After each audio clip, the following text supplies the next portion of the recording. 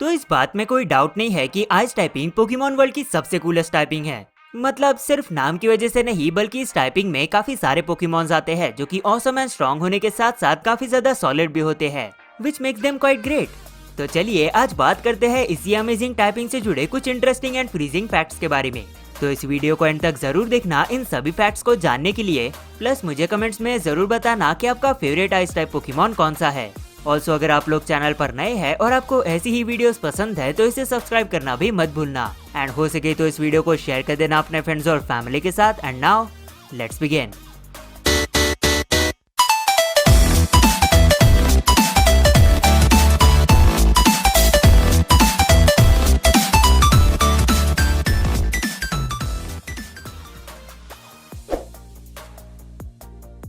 सो Glaceon एक generation 4 का pure ice type Pokemon है, जिसे जनरेशन 4 से लेकर 7 तक आइस रॉक के पास ईवी से इवॉल्व किया जा सकता था, पर जनरेशन 8 से इस पोकेमॉन को आइस स्टोन से इवॉल्व किया जा सकता है।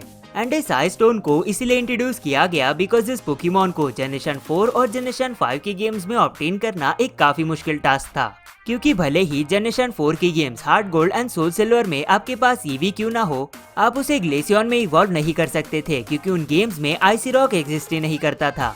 और एक ग्लेसियन को HeartGold and SoulSilver में ऑब्टेन करने के लिए आपको एक ईवी को ट्रांसफर करना पड़ता था जनरेशन 4 की दूसरी गेम्स यानी कि डायमंड, पर्ल और प्लैटिनम में। एंड फिर उस ईवी को इवॉल्व कर आप उसे वापस से ट्रांसफर कर सकते थे HeartGold and SoulSilver में।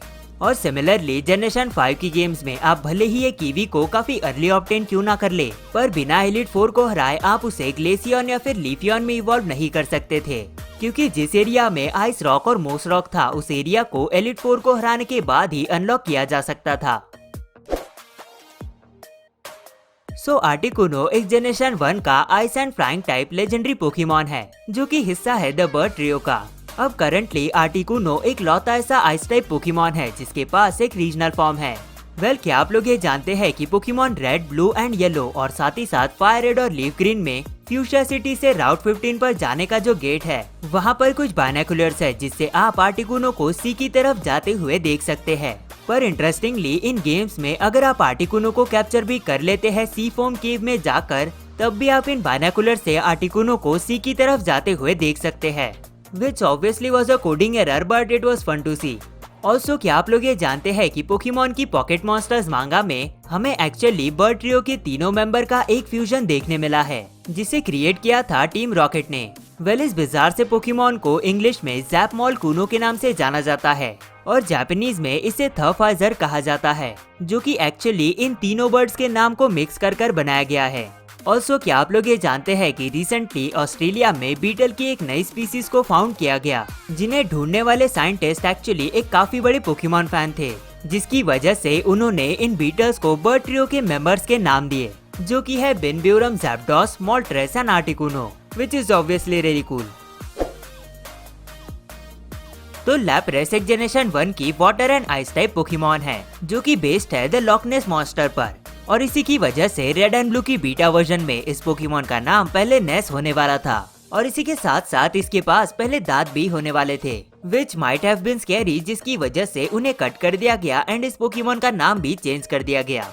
लैप्रेस उन दो पोकेमॉन्स में से एक है जिन्होंने टेलीपैथी का इस्तेमाल किया है ह्यूमन से बात करने के लिए पोकेमॉन एनिमे के एपिसोड्स में। And if you are curious then the second one is rats.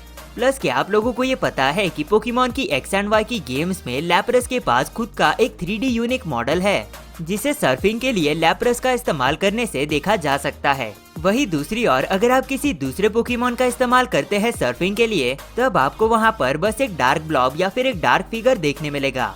लैप्रेस के साथ ये स्पेशल ट्रीटमेंट इसीलिए हुआ बिकॉज इस पोकेमॉन को काफी जनरेशन से सर्फिंग के लिए यूज करता हुआ दिखाया जाता है, जिसकी वजह से जब फाइनली पोकेमॉन कंपनी को कुछ 3D गेम्स और 3D मॉडलिंग का मौका मिला, तब उन्होंने लैप्रेस के इस ईस्टर एग को इन गेम्स में ऐड किया, जो कि काफी कूल लगता है। अब वीवाइल एक dark and ice type Pokemon है, जिसे स्नीजल से इवॉल्व किया जा सकता है, और इस पोकेमॉन का जो टाइप कॉम्बिनेशन है वो काफी यूनिक है, क्योंकि इसकी एवोल्यूशन लाइन के अलावा ये टाइपिंग हमें किसी और पोकेमॉन के पास देखने नहीं मिली है। और इंटरेस्टिंगली इस पोकेमॉन का जो वेट है वो एग्जैक्टली सेम है डॉन से। एंड साथ ही साथ एक आइस टाइप पोकेमॉन होने के बावजूद वीवाइल सिर्फ 2 ही आइस टाइप मूव्स को सीख सकता है लेवल अप से। एंड बात करें अगर इसके प्री एवोल्यूशन स्नीजल की, तो थ्रू आउट द जनरेशन इस पोकेमॉन के कलर को ड्रास्टिकली चेंज किया गया है। जैसे फर्स्टली गोल्ड एंड सिल्वर में इस पोकेमॉन का एक्चुअल कलर था ब्राउन, जिसे क्रिस्टल में थोड़ा सा डार्क ग्रे कर दिया गया। पर फिर जनरेशन 3 में इसे पूरी तरह से चेंज कर दिया गया स्लाइट ग्रीन में। पर फिर फाइनली जनरेशन 4 में आकर इस पोकेमॉन को मिला अपना खुद का iconic slightly blue and greenish colour.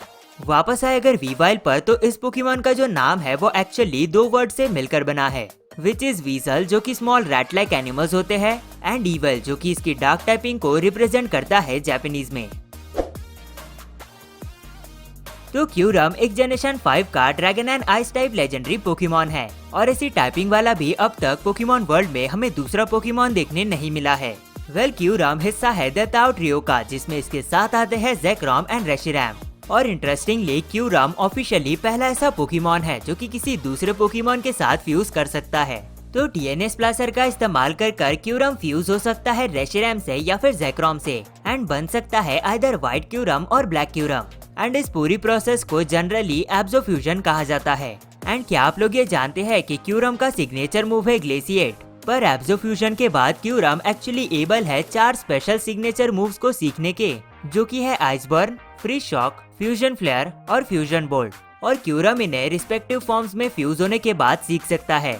Also currently white क्यूरम और ब्लैक क्यूरम पोकेमॉन गो के सबसे हाईएस्ट मैक्सिमम CP वाले पोकेमॉन है, जिनकी हाईएस्ट मैक्सिमम CP हो सकती है 5206, which is just OP।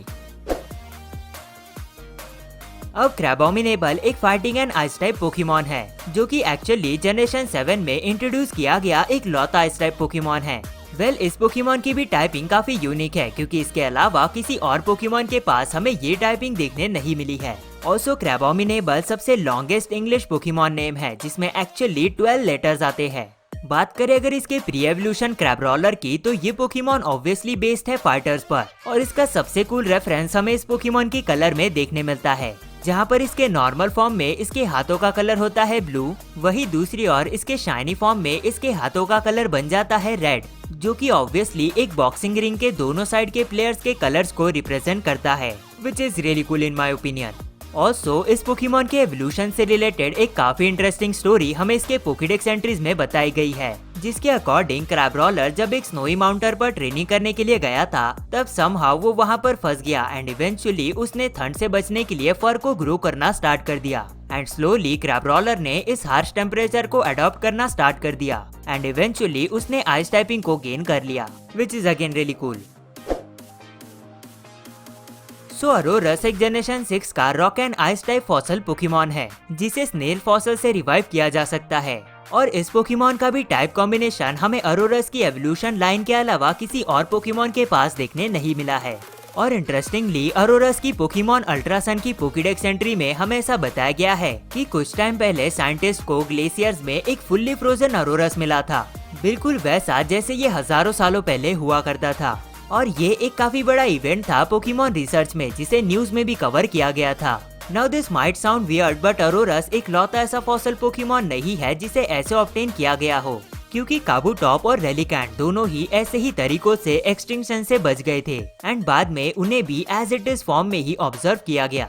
Now वापस आए अगर अरोरस पर, तो ये पोकेमॉन एक्चुअली बेस्ड है सैरोपॉड डायनासोर्स पर, जो कि एंशिएंट टाइम के सबसे काम एंड पीस लविंग डायनासोर्स थे। सो ये रहे आइस टाइप पोकेमॉन से जुड़े कुछ cool and interesting facts. Now I hope आपको ये वीडियो पसंद आई होगी, एंड अगर आपको ये वीडियो पसंद आई है देन इस वीडियो को लाइक और शेयर करना मत भूलना अपने फ्रेंड्स और फैमिली के साथ, और मुझे कमेंट्स में जरूर बताना कि आपका फेवरेट आइस टाइप पोकेमॉन कौन सा है। ऑल्सो अगर आप लोगों ने मेरी रैंडम पोकेमॉन फैक्ट्स वाली प्लेलिस्ट को चेक नहीं किया है तो उसे डेफिनेटली चेक कर लेना, लिंक आपको डिस्क्रिप्शन और आई बटन में मिल जाएगी। प्लस अगर आप लोग चैनल पर नए हैं और आपको ऐसी ही वीडियोस पसंद है तो इसे सब्सक्राइब करना भी मत भूलना, बिकॉज इस चैनल पर मैं ऐसी काफी सारी वीडियोस लाता रहता हूँ। साथ ही साथ मेरे गेमिंग चैनल को चेकआउट करना भी मत भूलना, जिसकी लिंक आपको डिस्क्रिप्शन में मिल जाएगी। नाउ फाइनली मैं सुना दूंगा आपको ऐसी किसी और वीडियो में। तब तक के लिए आप चैनल पर दिए गए बाकी वीडियोस को जरूर चेकआउट करना, एंड मुझे फॉलो कर देना इंस्टाग्राम पर कुछ behind the scenes and update के लिए। So see you all in the next video, until then thanks for watching.